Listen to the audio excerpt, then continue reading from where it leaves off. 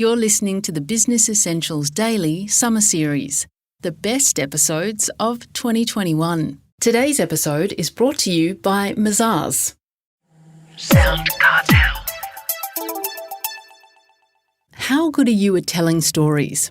Perhaps it's not something you've thought much about, but a lot of companies these days are embracing storytelling as a strategy to grow their reputation and exposure.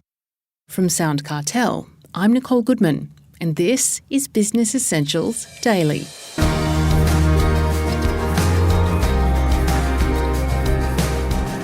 Your brand stories can help you build a deeper emotional connection with your customers. They make you stand out from competitors, and your stories, if they're good enough, will be shared far and wide.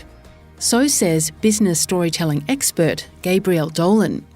Gabrielle is an international keynote speaker, educator, and author of several books on storytelling. Her newest is Magnetic Stories: Connect with Customers and Engage Employees with Brand Storytelling. Done well, she says, a story can significantly and directly boost your bottom line. To illustrate her point, Gabrielle shares an example with Chris Ashmore. When I was researching for the book, I came across Archie Rose, which is a gin distillery. And they're actually a relatively new company. They started only about 5 or 6 years ago. And it was when they went into lockdown in March, they were really concerned because they had 15 bar staff and they were potentially going to lose their job. So instantly they made a decision to change from making spirits to making hand sanitizer. And in 3 days, they had changed their production, they'd designed and printed labels, and they'd made 7,500 hand sanitizers. They went on to make over 100,000 bottles of hand sanitizer, which not only kept their 15 staff employed, but they were able to employ an additional 15 staff in the region that had lost their job in the hospitality industry. When they started to share that story, so when that story got out, it got like global attraction. They were all over the world. And they said that that story, within a few months, they had doubled their database. They went from 50,000 to 100,000. Their social media activity had increased 30%. And they believed that their brand awareness had been escalated about 12 to 18 months. And for a small business and a young business, that one story just did amazing things for their company. Now, they clearly didn't do it just to create the story, but they actively shared the story to get those results. And why is it, do you think, that a story like that helps generate extra business? Why do people want to buy when they hear a good story? Yeah, look, I think why stories are so powerful because they tap into emotion. We often talk about what the business does. We can talk about how much we've done and what products we do, but it's not emotion. And the power of a story, why they work, is because it taps into emotion. And as humans, we're emotional people. And yes, we like the logic and it all needs to make logical sense. But people in traditional sales roles will tell you people buy on emotion and they justify on logic. And that's what a story does. It taps into emotion. Well, in your book, Raoul, you outline 5 types of brand stories. Could you walk us through each one? When I started researching the book, I didn't know what type of brand stories I'd come up with, but I sort of knew there would be categories. And they did eventually fall into 5 categories. And one is what I call the creation story. Now, this might be the typical founder story or your origin story. And it's either how the company was created, so how it started, or how a product was started. So for example, the story I just shared about Archie Rose, that's a typical example of how a product was started if they continued to make hand sanitizer. So you've got this creation story. A lot of the times that's the only story companies share, but you need to move beyond that. I should also say a timeline of your company is not a story. So if you're sharing a story about how the company started, make sure it's like why we did it as opposed to when we did it. So creation story is one. Another type of story is culture stories. So how your employees are living and breathing the values of a company. So to me, a culture of a company is the values. So the stories people are sharing that demonstrates those values. The other one is customer stories. So these are stories about your customers, but you've got to move beyond testimonials with this and just talking about our products and services and the great things we did for our customers and make the customer the hero of the story.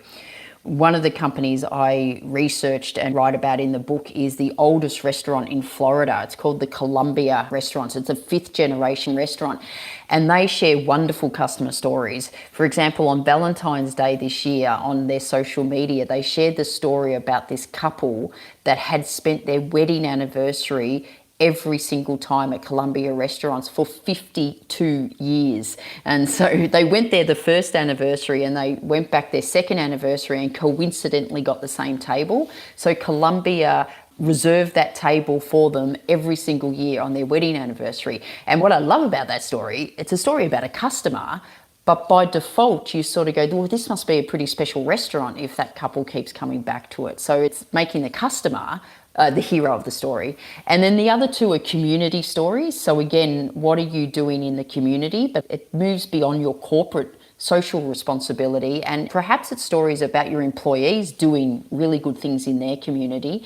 And the other type of story is the challenge story. So how have you responded to challenges? And we've seen a whole lot of them come up over the last 12 months, but it's looking for variety of stories, Chris. And these stories, are they the responsibility of anyone, or is it mainly the CEO or the owner or those in the leadership roles? Or can anyone tell these stories? Yeah, so my premise around brand storytelling that it's everyone's responsibility. I think one of the mistakes companies make is they think it's the marketing department and the marketing department just have to come and find the stories. But the reality is your frontline staff are in a position to share stories with their customers. Your frontline staff are actually also in a position to create stories, like to do something amazing that then will have your customers sharing stories. So to me, it's everyone's responsibility. I mean, I guess like anything, the leaders can probably take a more significant role. So the CEO and the leadership team can take a more significant role in finding these stories and sharing these stories. But once all your team understand the power of stories, that's when they will actively find these stories and then find opportunities to share them, both internally or externally. Where do brands go wrong when they tell stories, do you find? Yeah, they go wrong in a few places. I think one is, I sort of spoke about earlier, they're not sure what a story is. So they think a timeline is a story. So we'll go, oh, our story. And when you look at it, it's just a timeline, which is not engaging because it's not emotional. I think they also go wrong in just focusing on one story. So just focusing on that founder story or that creation story.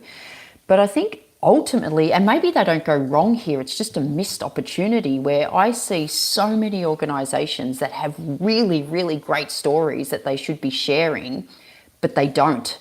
And I think it's a missed opportunity, and they're not sharing them because either they don't understand the power of them or they don't quite know how to tell the story. So one of the reasons I wrote the book is I saw so many of those missed opportunities of just having great stories but just not sharing them. And do you have a process or a formula that you suggest people use to share stories? Yeah, so look, I guess the whole process of implementing brand storytelling, for want of another better word, is being really clear on what your brand is. So what do you want to be known for? There is this process of educating all people in the organisations around the power of story, so what I just spoke about. But then it comes this process of where do you find stories and where do you share stories and how do you create them? Almost like this cyclical process of collect, communicate and create. And I think when it comes to communicating, so where you can share your stories, you can be really creative. So, I mean, on your website's an obvious one. Induction programs, I think induction programs should have lots of culture stories about employees living the values. Don't be afraid to use them in written newsletters or emails to your staff. But, you know, you can get really creative. I've seen one of the companies I interviewed for the book is the Fullerton Hotel in Singapore, and they actually produced a book like for their 100-year anniversary on stories. Another company I interviewed were Ferguson Blair Bakehouse in Australia, and they share stories a lot, but they share stories on their coffee cups, like their little micro stories. I've even had a company that has shared stories on shoes. Now, granted, they were a shoe company, but it's just finding these stories and figuring out where you can share them on your internal channels, on external channels, and just be creative. Don't be afraid to be creative. Well, finally, Ral, there seems to be a real embrace of storytelling in recent times, but you've been banging the storytelling drum for many years now. Why is it becoming so popular these days?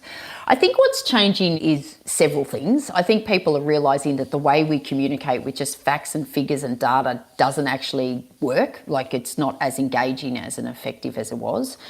I think there's a whole generation that are making purchasing decisions, as in what I buy or also who I work for, based around their own purpose and their own values, and they're looking for greater alignment between our own personal values and the company values. So companies need to communicate those values, and you can do that by living your values, but by sharing stories. So you can't communicate values with bullet points and data. And I think more recently, Chris, this human connection is critical more than ever. So I think there's a lot of reasons that are almost coming together to say storytelling's needed now more than ever. That was business storytelling expert Gabrielle Dolan.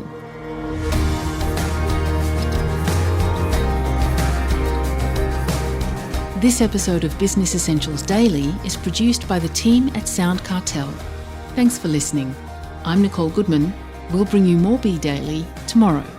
Follow at BE Daily Podcast across social media and head to bedaily.com.au for more from the Business Essentials Daily podcast. SoundCartel. This episode was brought to you by Mazars. To find out more, visit mazars.com.au. That's mazars.com.au.